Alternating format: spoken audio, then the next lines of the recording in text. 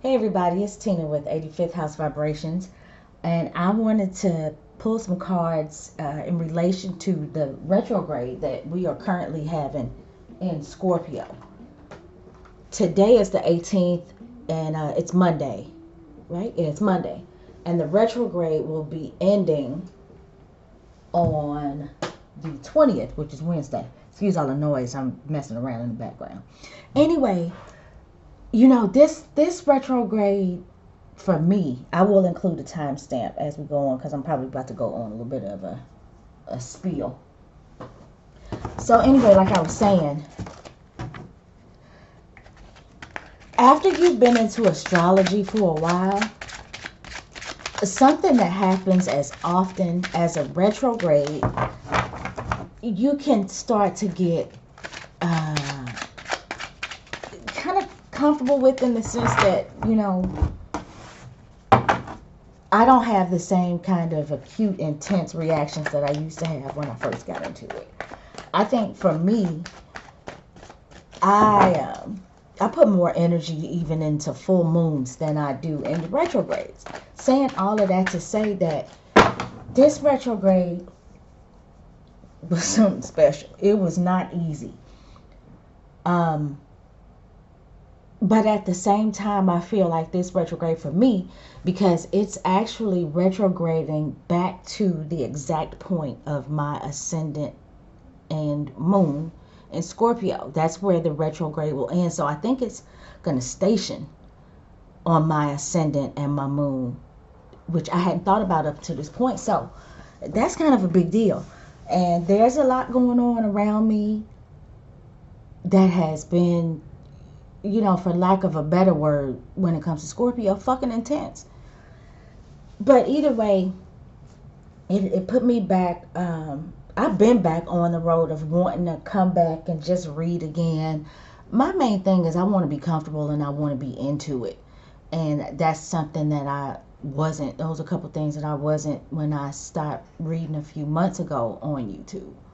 I think a lot of people, we just go through the ups and downs. It just is what it is. Some people are resilient enough and consistent enough to work through those times, and I'm not always that person. Anyway, so like I said, I just wanted to come on here today and just pull some cards and see what we learned as a collective about this particular Mercury retrograde, because I'm sure I already shuffled that. I'm gonna do it again real quick. Uh-oh, that just popped out.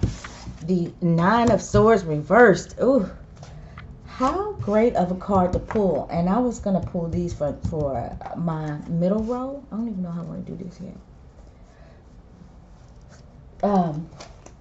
So yeah, let's just do that. Let's pull the middle row. But the Nine of Swords, which,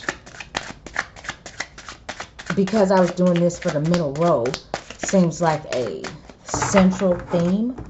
The Nine of Swords is that, whatever you may, let's go ahead and turn them over. Whatever you may have been going through, it's one of two things happening. You're either so stressed and hung up on it that you are in schizo mode, but that's not the feeling that I'm getting. The feeling that I get with this Nine of Swords reversed is that the sleepless nights, which I've had plenty of, we got the King of Swords reversed. That was the bottom card. Maybe somebody in our lives was a complete asshat, a know-it-all, but really didn't know crap. That's what I'm getting out of that. Anyway, yeah, so the sleepless nights, the anxiety, the mental desperation. Let's turn it over. Ooh, yep, look at that. Let's scoop that candle back. Mental desperation, guilt.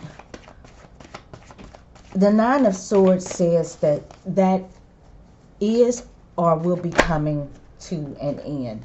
This just flipped over on me. That's the Ace of Wands. And put that out there. Let's move you back, baby. Ace of Wands. Let's do some more shuffling. Yeah, okay. So let me get warmed up. I'm kind of rusty here. Anyway, so Nine of Swords, like I was saying, back to it, is just saying that these things, the way that I am intuit this, it's over. That part is over. As the retrograde comes to an end, so will all of those negative mental processes. So that's a good thing. I hope y'all can see it. Let's turn this a little bit. I am completely unorganized, unprepared. It's cool. It's cool. I'm not worried about it. That was my whole thing of me just wanting to be comfortable on camera. I don't need the drama, you know? Okay. So, let's talk about that middle row first. Nine of Swords. We've already talked about that. We can come back to it if necessary. We got the Two of Staffs reversed, which is like the Two of Wands. Let me be honest, this is not my favorite deck. The reason I feel like the retrograde has made me come back to this deck because I want to get some use out of it. I bought it. But I'm just kind of not into the I don't know, the pastel-y, fairy, like, it's kind of not my thing. But I want to use these cards. So anyway, the Two of Staffs reversed is saying that maybe the best moves weren't being made. Or maybe you don't have the options. Maybe we don't have the options. Like I said, this is as a collective. Maybe we don't have the options to pick where we want to go. But I think with the Nine of Swords reversed, I don't really think that that is a problem at the retrograde's end. It just may come down to we realize that we're okay where we are. We realize that our passion is for a space that we're already in. You know, maybe the anxiety and guilt and depression and the sleepless nights, it may have had something to do with us trying to figure out how to get away from where we are, how to move differently, how to go somewhere different, when in reality, what it is that we're good at, what it is that we're passionate about, what it is that we need to actually put the time and energy into complete and wrap up is right here where we are. Maybe there's not a need to go somewhere else. You know, it may not seem like, or it may seem like you don't have the world in your hands, but your world might be exactly where you are right now. The next card is the Page of Swords. So there's some new ideas, some fresh insight, some stuff that has great opportunity for development, and like this new burst of mental energy. Isn't that what a retrograde is for? It takes us back maybe to see or discover something that we didn't notice was there before. It'll take us back and make us look at things again that either we missed or we just didn't want to look at all. And that being said, let's go ahead and talk about the Death card, which is at the very top of the reading, even though we started in the middle. I just kind of feel like these are central themes, and with that, there are no major arcana here. So these simple things, some more positive than others. I think they're all pretty positive. These are still just temporary. This right here, though, this is a life lesson. This is a big deal. This is a big thing. And it starts this whole spread. This is the Death card. This is Scorpio card. And what are we talking about? A Mercury retrograde in the sign of Scorpio. And so You know, death card says, you know, I'm jumping out. This is my move right here. This is my moment. You know? So, apparently, from start to finish, this is about transformation and change. And by the looks of old thing here, I don't know what in the hell it is. I imagine that it hadn't been comfortable for a lot of us. You know, I'm mad at Lee. I watched Leo King, and he said that this was supposed to be sweet. It wasn't. It may end up being sweet, but this retrograde wasn't sweet, and it wasn't comfortable, at least not for me. But change is necessary, and the only thing that is constant is change. So holding on to dear life, to whatever it is we may have been holding on to, which with this being a Mercury retrograde, I imagine that was some ways of thinking, some ways of interpreting, ways of perception. These old things have to change, and they did. It started off like a mofo, but I feel like that these things definitely did change, or definitely are changing. So what comes next is a new passion. So we got new passion and fresh ideas. Now these could also let me talk about the fact that that the pages, or the court cards in general, page, knight, queen, king, these can be people in your life. We'll get back to all of that. I want to analyze these cards from a bunch of angles. So anyway, like I said, next thing is there being some sort of new passion. Maybe there's a new excitement about something. Like I said, a new passion, a new energy. You could be going on a trip somewhere.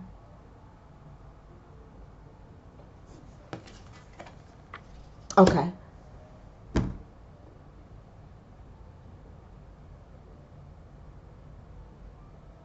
Okay. Okay. So yeah, my guides are telling me that the two of staffs that we talked about here being the very central of it, but it's still a minor arcana. I'm being told that this was the problem, that there was a feeling of being stuck and feeling like you didn't have the opportunity, or feeling like we didn't have the opportunity to get beyond where we are or where we were. But my guides are telling me that that is not true. That was a central theme and a central feeling. It's probably something in the center of everything. And we're all going to have our individual reasons as to why this may have been, you know, just kind of in the middle of everything that was going on around us this retrograde. But the Ace of Wands is saying, okay, this is what you thought, this is how you felt, but this is how it is. There is some new energy. There is a new passion. There's a new gusto for, and that new gusto may be for something that we've already dealt with. Like I said, the retrograde is taking us back to review, redo, all of those rereads. And as we come out of the retrograde, I cannot talk. As we come out of the retrograde, we will be finding new energy. The sun reversed, which is a major arcana as well, suggests that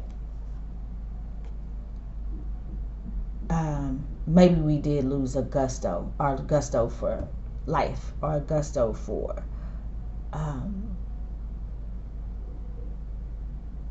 what's the word I'm looking for? We've just lost our zeal. Now, the sun, in my opinion, is a good card to have no matter what the position is, because it still shows that there is light there. It still shows that there is brightness and optimism, success, good health.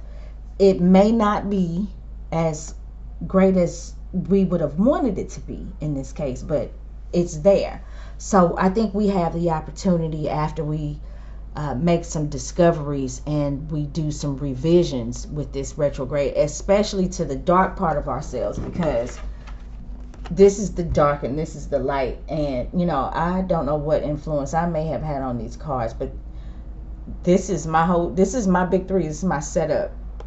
Leo being ruled by the sun, and then having a Scorpio ascendant and moon.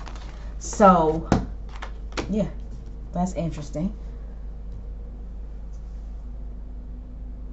There is I think, despite what's going on that feels funky and gunked up, nasty and scary, I feel like we are getting through those things, and we are going to revive ourselves. We are going to pull ourselves up by our bootstraps and come out of the funk that we have been in. And I think that could really be apparent as the sun moves into Sagittarius. I'm looking forward to that. That happens on the 20th. Okay, so let's talk a little bit more. All right, let's move on. We've done that and all of that. No rhyme or reason. Anybody who knows me knows me. This is I'm sorry. Anyway, so the next card is Mars in Capricorn. Yes, indeed. Mars is in its exaltation in Capricorn, meaning that this is a place where Mars can really, really perform.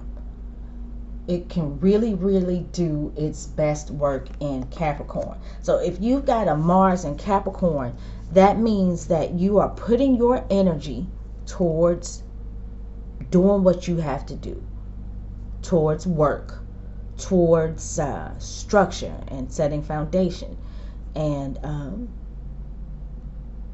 you're putting your energy towards being dependable and reliable. Somebody that can be counted on.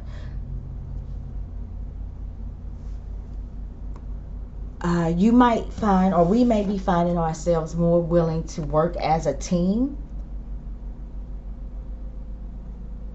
We may be coming to understand that we can't do it all on our own, that there is going to be a need to work as a team. Maybe it's just not about us. Our agenda may have to change a little bit in order to accommodate those around us, and that may be something that has been hard to do.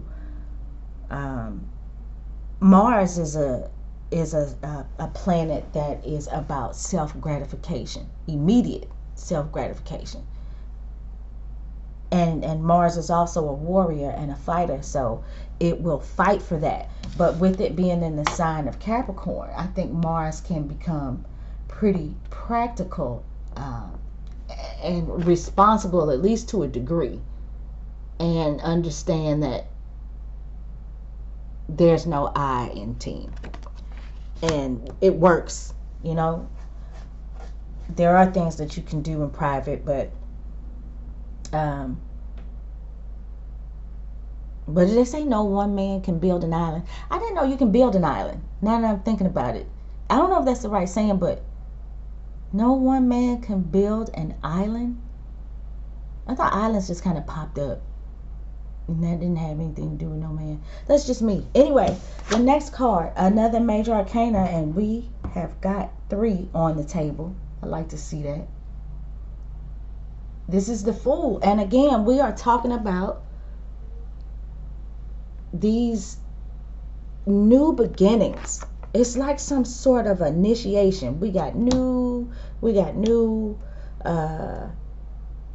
change, so of course that's new.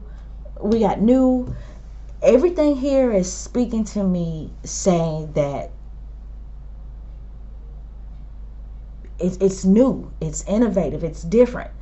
And for those of us, especially those of us that are very fixed in our energy, change is hard. Me being I just said the Leo Scorpio combination, both fixed. I don't like surprises, and I'm not really cool with change. I get bored, definitely. I get bored and I want to do something different. And this embodies that.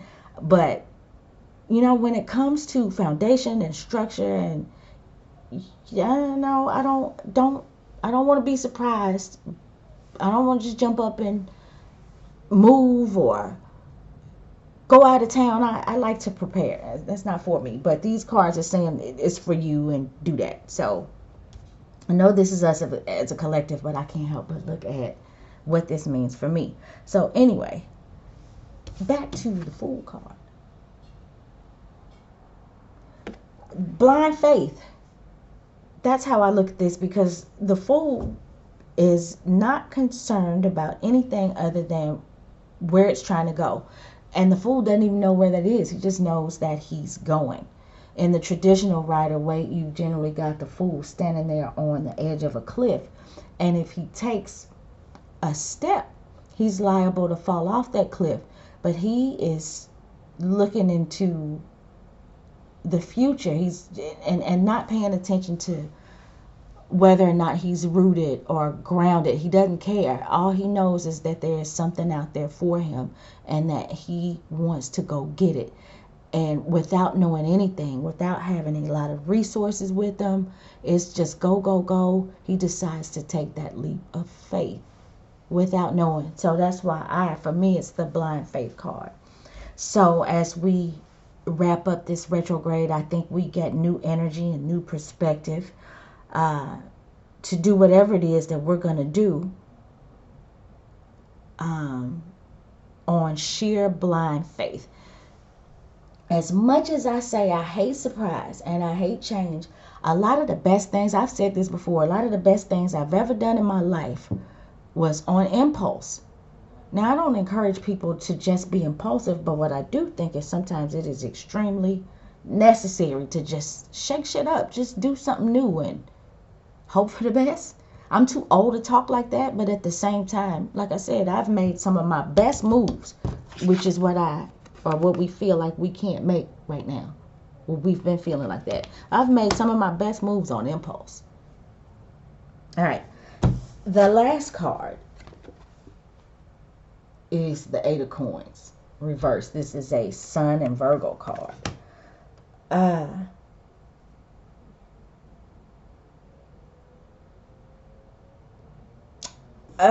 Whatever it is, this is the apprentice, and he's learning something. He's focused on one particular thing when he's in the upright position. He's trying to master that thing.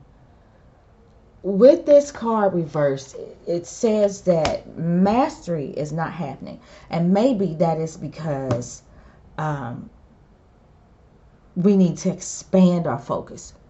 We need to expand our vision and stop trying to just do and focus on one thing. We need to be jack of trades and master of none. If that makes sense.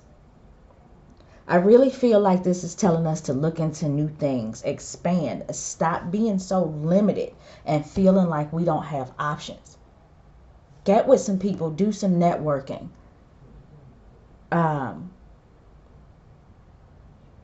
feel like a lot of us have been holed up in our minds and our own space, and that's fine, because there's definitely a need to reset and recharge. I've been praying for rest and reprieve this whole retrograde.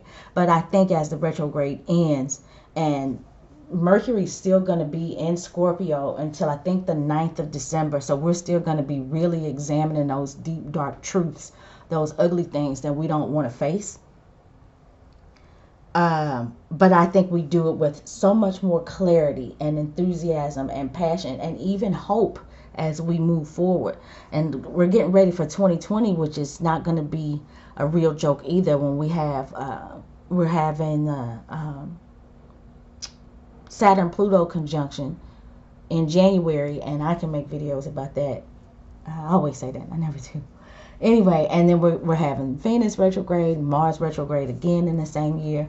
I'd be lying if I said I thought 2020 was gonna be easy street. I don't think that at all. I think 2020 is gonna be a year of, if we can get through this, we can get through anything. So having this Mercury retrograde in the sign of Scorpio, I think it's preparing us to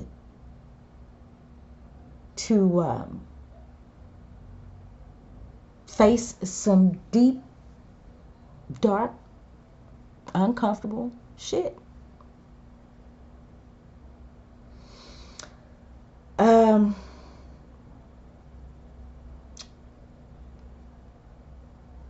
I'm just looking at this because I know I'll go back and I'll look at these cards, and there are going to be so many things that I feel like I missed. So I'm just going to go ahead and wrap this particular reading up. And I'm glad to be talking to y'all again. And I hope this retrograde was as informative, as life-changing, and as ultimately beneficial as it has been for me. So yeah, that's the way I see it. I thought I was gonna be more funny and have some more fun. That's how that Scorpio shit'll do you. All serious. I can't talk. All serious and crap, and I wanted to have some fun with this. So I'm gonna wrap this reading up. Thanks for watching. Don't forget to like and subscribe. I hate saying that, but they say if you say it, it works. And I never say it. So don't forget to like and subscribe. I got to take some time with the channel and start building it up. I don't want it to be just this. I want to change it up. So, for those of you that are still around, still watching, you might start to see some real random stuff. I hope you stick through it. And that's it. I'll talk to you later.